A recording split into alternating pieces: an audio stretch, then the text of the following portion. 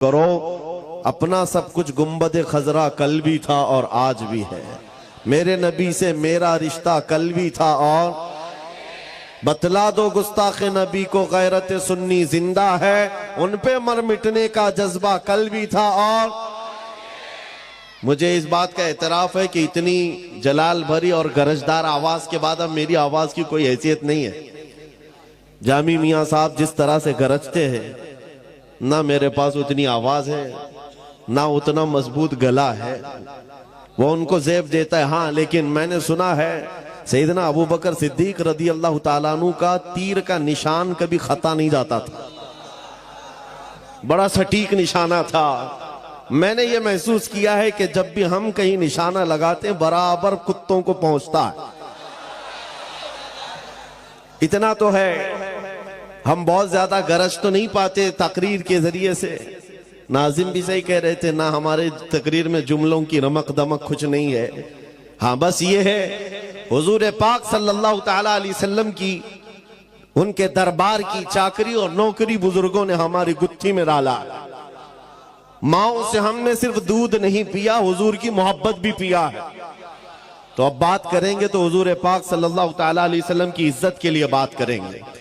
अजीजान गिरामी वक़ार, हम आज जिन हालात के शिकार हैं, बहुत सारे लोगों ने तुम्हें नर्वस बना रखा है कि तुम्हारे पास कुछ नहीं है, और ऑलरेडी ये बहुत सारे एहसास कमतरी के शिकार हो गए। मैं इस तरह का कायल नहीं हूं, बुराइयां बहुत सारी हैं हमारे अंदर, उसकी इस्लाह होगी, लेकिन इसका मतलब ये नहीं है कि उम्मत पूरी खत्म हो गई। तुम्हारे पास कोई दौलत ही नहीं है, तुम बिखरे हुए हो, टूटे हुए हो, नहीं, मैं इसका कायल नहीं हूं। आज भी हमारे पास बहुत बड़ी दौलत है। इकबाल ने 100 साल पहले कहा था, जरा नम हो तो बड़ी जरखेज है मिट्टी ये साकी। मायूस नहीं हूं मैं अपनी किश्ते वीरां से इकबाल, जरा नम हो तो बड़ी जरखेज है ये मिट्टी। यानी सब कुछ आज दुनिया हमें बता रही है, ये सिर्फ और सिर्फ तुम्हें एहसास कमतरी की बीमारी में लाने के लिए। होता यह है कि आदमी को मैदान जंग में जाने से पहले अगर ये बता दिया जाए कि तेरे हाथ खराब हैं, तेरे पैर खराब हैं, तेरा दिमाग भी सही नहीं है, तो वो बेचारा शक में अपने आप को ही कमजोर महसूस करके पीछे भाग जाता है। अक्सर ऐसा हो रहा है।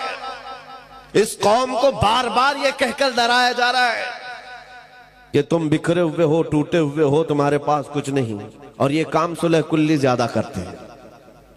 जमात के अंदर मौजूद गद्दार ये काम ज्यादा करते हैं। मगर हमारा मिशन ये है कि हमारे पास आज भी वो दौलत मौजूद है जो पूरी दुनिया को हिला सकती है। और देखा भी है हमने, देखा भी है, सिर्फ अपने इलाके में नहीं, यूरोप की सरजमीन को भी हिलते हुए देखा जब खादिम हुसैन व्हील चेयर पर बैठकर लब्बैक पुकारता था। माजूर पैरों से खड़े नहीं हो सकते थे, लेकिन उनके नारे में इतना दम क्या था कि यूरोप की पार्लियामेंट में उनके नाम पर डिस्कस होने लग जाए। पता यह चला कि कोई तो दौलत है जो आज भी पूरी कायनात को हिलाती है, कोई तो दौलत है तुम्हारे पास। मैं उसी की तरफ आता हूं। वो दौलत हासिल करना तुम्हारा असल शिवा हो। तुम्हारी जिंदगी का मकसद सिर्फ ये हो कि वो दौलत छीनने ना पाए, बाकी सब जाए, कोई फर्क नहीं पड़ता, कुछ फर्क नहीं पड़ता। आपको एक हदीस के जरिए से मैं बताता हूं। मेरे अजीजों, हो क्या गया है, हमने फख्र करने का जो तरीका है वो दूसरी चीजों पर सीख लिया। इसकी प्रॉपर्टी इतनी है, उसकी प्रॉपर्टी इतनी है, इसका नाम इस पे है, इसका मनसब ये है। इन चीजों को हमने फख्र का जरिया बनाया हुआ है, बल्कि असल चीज जो तुम्हारे पास दौलत है उसे फख्र का जरिया बनाते। दुनिया तुम्हारी आंख से आंख नहीं मिला सकती। आज नबी पाक सल्लल्लाहु ताला अलैहि वसल्लम के वो फरमान की तरफ आओ। आज जो गरीबी का एहसास कर रहे हैं और अपनी महरूमी का एहसास कर रहे हैं, उनके लिए मैं बात कर रहा हूं। जंगे बदर के बाद जब हुजूर सल्लल्लाहु अलैहि वसल्लम ने माले गनीमत तकसीम किया तो उसमें मुहाजिरीन को थोड़ा माल ज्यादा दे दिया। जो हिजरत करके आए थे उनको माल ज्यादा दिया, जो मदीने के रहने वाले अंसार थे उनको कम दिया। अब मदीने के अंसार के दिलों में यह बात आई कि हुजूर अपने गांव वालों को माल ज्यादा दे चुके हैं। ये चीमी गोइयां चलने लगी। हुजूर पाक सल्लल्लाहु तआला अलैहि वसल्लम तक ये बात पहुंची। साद बिन मुआज रज़ियल्लाहु तआला अन्हु को हुजूर ने बुलाया, जो अंसार के सरदार थे। हुजूर ने पूछा, ऐ साद, क्या तुम्हारे कबीले में ये बातें चल रही हैं? उन्होंने कहा, हाँ या रसूल अल्लाह सल्लल्लाहु अलैहि वसल्लम, माले गनीमत की तकसीम के बाद ये बातें चल रही हैं। हुजूर ने फरमाया, अपनी कौम को एक जगह जमा करो, अंसार को एक जगह जमा करो। तवज्जो मेरे अजीजों, अंसार को सब एक टीले के पास जमा किया गया। नबी पाक सल्लल्लाहु अलैहि वसल्लम तशरीफ लाए और पूछा, सुना है कि तुम्हारे दिलों में एक बात आ गई है कि मैंने मुहाजिरीन को माल थोड़ा ज्यादा दे दिया है, क्या ये बात सही है? उनकी गर्दनें झुक गईं। कहा, हाँ या रसूल अल्लाह, हम में से कुछ लोगों के दिलों में बात आई। नबी पाक सल्लल्लाहु अलैहि वसल्लम ने वो खुतबा दिया, बुखारी शरीफ और मुस्लिम शरीफ पढ़ो, आंखें नम हो जाती। अल्लाह के हबीब सल्लल्लाहु तआला अलैहि वसल्लम ने अंसार से कहा, हाँ ये तुम कह सकते हो ए अंसार कि हम मक्का छोड़कर आए थे, घर नहीं था, तुमने घर दिया। हमारे पास कोई थे नहीं, तुमने आसरा दिया। लेकिन क्या ये बात सच नहीं कि तुम गुमराह थे, अल्लाह ने मेरे जरिए तुम्हें हिदायत दी? तुम बिखरे हुए थे, अल्लाह ने मेरे जरिए तुम्हें मुत्तहिद किया।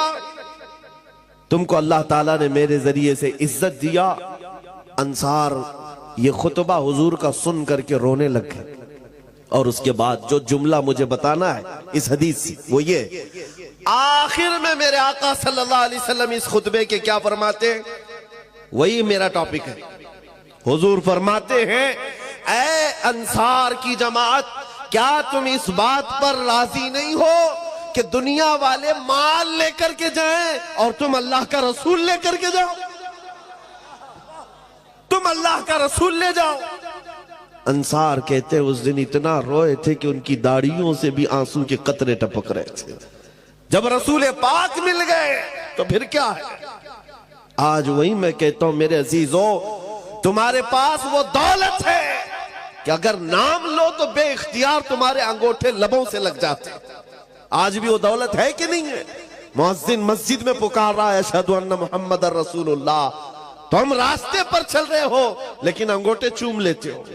ये वो दौलत है जो तुम्हारे सीनों में मौजूद है। जब हुजूर की बात आए, चेहरों पर एक अलग रंगत आ जाती है। एक नात खां को पढ़ते हुए देखो, अगर हकीकत में हुजूर का तस्वुर लेकर के कोई सुनता है, उसके चेहरे की रमक दमक बताती है कि दिल कितना उजाला। आज भी तुम्हारे पास वो दौलत है, और अगर ये दौलत नहीं होती तो ये मीडिया के दज्जाली भेड़िए क्यों भौंक रहे होते? क्यों भौंक रहे होते?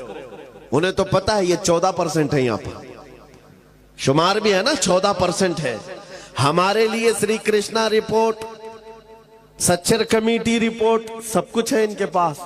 जो 10-10 साल सर्वे किए हुए जजेस ने रिपोर्ट पेश किया है सुप्रीम कोर्ट को कि मुसलमानों की हालत दलितों से भी नीचे है, बैकवर्ड हैं ये लोग, एजुकेशन में कम है, माल में भी कम है, ओहदों में भी कम है, डिपार्टमेंट में भी नहीं है, फौज में भी नहीं है। ये रिपोर्टें क्या ये मीडिया के दज्जाल नहीं पढ़ते? सब पता है, सब पता है, लेकिन बार बार हम पर भोंकते क्यों हैं?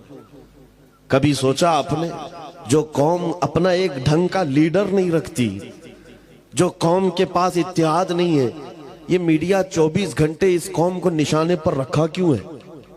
बात सिर्फ ये है कि तुम कहते हो हमारे पास कुछ नहीं, वो बार बार कहते हैं तेरे पास कुछ है, तेरे पास कुछ है। तुम बार बार कहते हो हम लूटे हुए हैं, वो कहते नहीं तुम बड़े डरावने हो, तुम्हारे पास कुछ है। जिसको इकबाल कहता है, कुछ बात तो है कि मिटती नहीं हस्ती हमारी, कुछ बात तो है कि मिटती नहीं हस्ती हमारी।